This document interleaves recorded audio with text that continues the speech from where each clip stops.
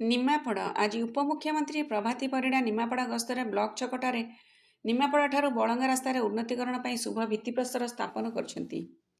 ଏହି ଉନ୍ନତିକରଣ ପ୍ରକଳ୍ପ 36 କୋଟି ଟଙ୍କାରୁ ଉର୍ଦ୍ଧ୍ୱ ଟଙ୍କା ବ୍ୟୟରେ କାର୍ଯ୍ୟକାରୀ ହେବ। ଏହି ପ୍ରକଳ୍ପ ଦ୍ୱାରା ନିମାପଡ଼ାରୁ ବଳଙ୍ଗା ପ୍ରାୟ 14 କିଲୋମିଟର ରାସ୍ତାରେ ଜନସାଧାରଣଙ୍କ ଗମନାଗମନ ସୁଗମ ହେବ ବୋଲି ସେ ଏହି ଅବସରରେ କହିଛନ୍ତି।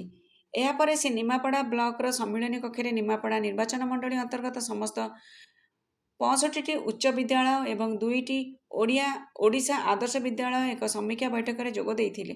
ବୈଠକରେ ଶିକ୍ଷାନୁଷ୍ଠାନଗୁଡ଼ିକର ପ୍ରଧାନ ଶିକ୍ଷକମାନଙ୍କ ଉପସ୍ଥିତିରେ ଉଚ୍ଚ ବିଦ୍ୟାଳୟଗୁଡ଼ିକର ଭିତ୍ତିଭୂମି, ଛାତ୍ରଛାତ୍ରୀଙ୍କ ପାଠପଢ଼ା ଏବଂ ସହପାଠ୍ୟ କାର୍ଯ୍ୟକ୍ରମ ଉପରେ ପୁଙ୍ଖାନୁପୁଙ୍ଖ ଆଲୋଚନା କରାଯାଇଥିଲା। ଏହି ଅବସରରେ ଶିକ୍ଷାନୁଷ୍ଠାନଗୁଡ଼ିକର ସାମଗ୍ରିକ ବିକାଶ ଏବଂ ଶିକ୍ଷାର ମାନ ବୃଦ୍ଧି ଉପରେ ମଧ୍ୟ ଆଲୋଚନା ହୋଇଥିଲା। ଏହି ବୈଠକରେ ଜିଲ୍ଲା ଶିକ୍ଷା ଅଧିକାରୀ, ଗୋଷ୍ଠୀ ଉନ୍ନୟନ ଅଧିକାରୀ, ତହସିଲଦାର ଏବଂ ଅତିରିକ୍ତ ଶିକ୍ଷା ଅଧିକାରୀ ମଧ୍ୟ ଉପସ୍ଥିତ ଥିଲେ। ଶେଷରେ ପୂଜ୍ୟ ପରମ୍ପରାରେ ଗୁରୁମାନଙ୍କର ଭୂମିକାକୁ ସମ୍ମାନ ଜଣାଇବା ଉଦ୍ଦେଶ୍ୟରେ ଆୟୋଜିତ ପୂଜା ସମାରୋହରେ ଶ୍ରୀମତୀ ପରିଡ଼ା ଯୋଗ ଦେଇଥିଲେ।